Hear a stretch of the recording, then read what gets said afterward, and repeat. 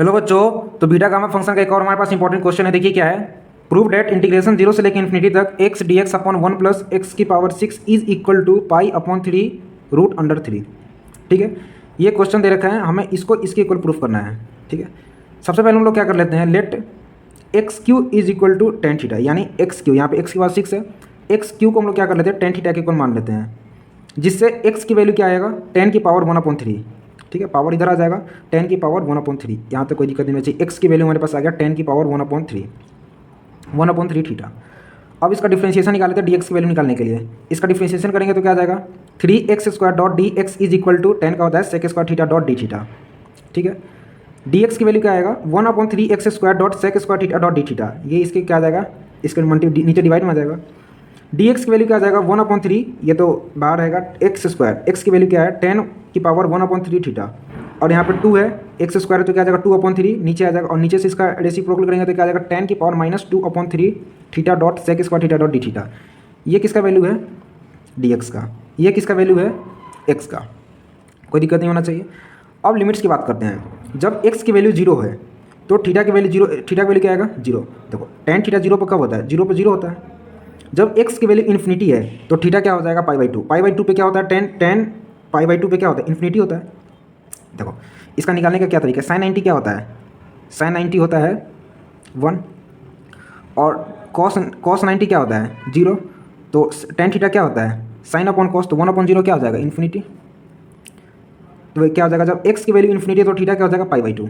ठीक है, ये सारा कब कहाँ होता है, टेन पाई बाई टू क्या होता है, इन्फिनिटी।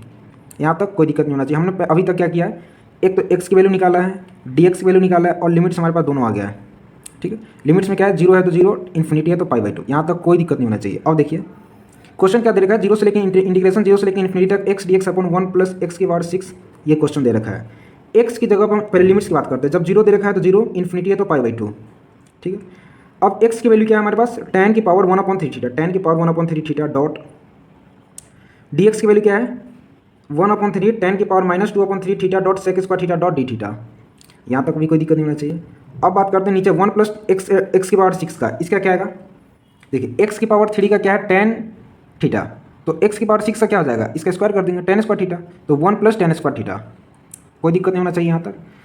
ये और ये क्या है, अब इसका अगला स्टेप देखते हैं क्या, वन अपॉन थ्री तो क्या है, कांस्टेंट और मल्टीपल में इसको क्या कर लेते हैं बाहर, वन अपॉन थ्री बाहर आ गया, इंटीग्रेशन जीरो से लेकर पाई बाई टू तक, टेन की power one upon three theta into tan की power minus two upon three theta into sec square theta dot d theta upon one plus tan square theta. पता है क्या होता है, एक फॉर्मूला होता था बचपन में हम लोग पढ़ते थे, one plus tan square theta होता है सेक स्क्वायर थीटा, तो one plus tan square theta के जगह पर क्या लिखें, सेक स्क्वायर थीटा, और ये सेक स्क्वायर थीटा इधर आ जाएगा इसके मल्टीप्लाई में, तो सेक स्क्वायर थीटा से सेक स्क्वायर थीटा कैंसिल हो गया।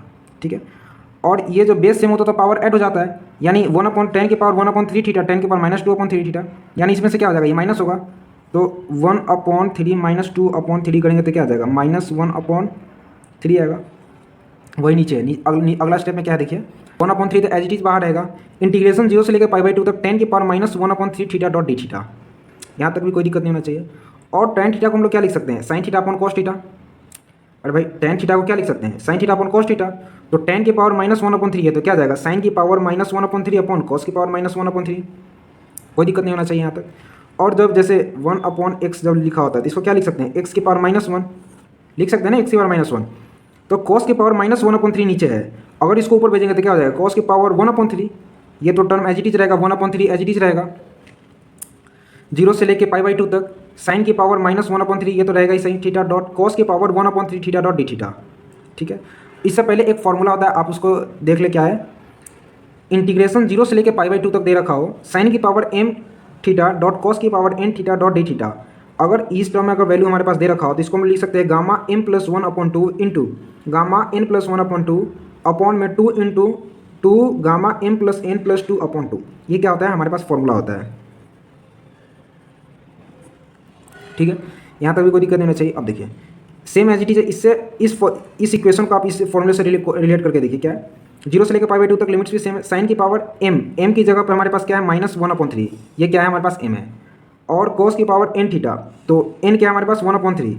ठीक है, अब इस वाले फॉर्मूला पुट करना है बस वैल्यू, देखिए क्या मिलेगा हमें इससे, gamma minus one upon three plus one, ये क्या है एम, ये क्या है एन, -1/3 + 1/2 इंटू गामा 1/3 + 1/2 अपॉन में 2 गामा -1/3 + 1/3 + 2/2 और 1/3 ये तो मल्टीप्लाई में ये एज इट इज रहेगा, यहाँ तक तो कोई दिक्कत नहीं होना चाहिए। -1/3 + 1/3 ये आपस में कैंसिल हो गया तो क्या बचेगा 0 और 2/2 इससे भी कैंसिल हो गया तो नीचे इधर क्या बचेगा गामा 1 की वैल्यू होता है 1। ठीक है, यहाँ तो कोई दिक्कत नहीं होना चाहिए। अब बात करते हैं ये टर्म, तो 1/3 तो एज इट इज रहेगा और 2 है इसके मल्टीप्लाई में इंटू 1/2 हो जाएगा। और देखिए 1 - 1/3 करें क्या हमारे पास क्या वैल्यू आएगा 3 -1 कितना 2/3 आएगा 2/3 और अपॉन में ये डिवाइड में 2 है और इसका इसके साथ मल्टीप्लाई करेंगे तो क्या आ जाएगा 2/6 यानी 1/3। तो गामा 1/3 ये हमारे पास आ गया वैल्यू इंटू गामा 2/3। इनका अगर देखें तो क्या आ जाएगा गामा 2/3 आ जाएगा। कैसे देखिए 1/3 + 1/2 एलसीएम लेंगे तो क्या आ जाएगा 3 1 + 3 यानी 4/3/2 4/3 इंटू 2 2 2 4 यानी 2/3। ठीक है, गामा 2/3 आ जाएगा। फाइनली क्या आ जाएगा 1/6 गामा 1/3 गामा 2/3। ठीक है, अब आगे देखते हैं। अब हम लोग एक फॉर्मूला होता है जानते हैं gamma n into gamma 1 - n का फॉर्मूला होता है पाई कॉसिक n पाई। ठीक है, पाई cosec n pi.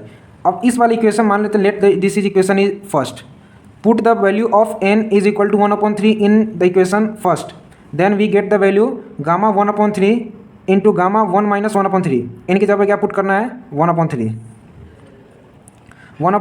Gamma 1 - 1/3 is equal to pi cosec को क्या लिख सकते हैं साइन पाई।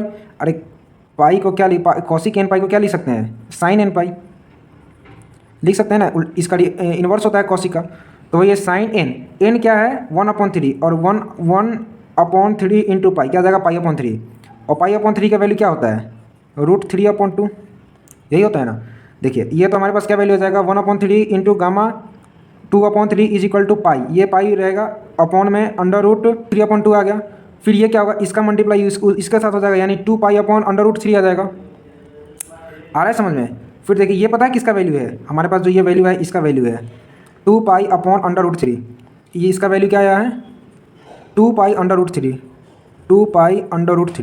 ठीक है, तो 1/6 तो ये एज इट इज रहेगा 1/6 इंटू 2 पाई अपॉन √3 2 से ये कटेगा 3 यानी पाई/3 √3। ये क्या है हमारा रिक्वायर्ड आंसर और इसी को मैं प्रूफ बनाता है हेंस प्रूफ। ठीक है, उम्मीद करता हूँ कि वीडियो आपको समझ में आ गया होगा। मिलते हैं आपसे अगली वीडियो, तब तक के लिए धन्यवाद।